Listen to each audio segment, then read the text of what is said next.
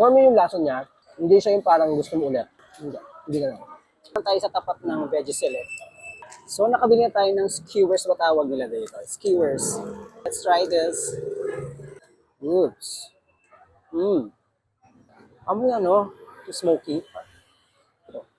Mas amoy ano, hindi kumawari. Tokwa. Tofu. Tokwa siya. Na parang nilagyan ng mga kung ano-ano marination. Marinade. Wala ko. Yung lasa niya, hindi para sa lahat. Para sa lahat. Alam mo yung lasang hindi mo maintindihan? Basta maalat-alat.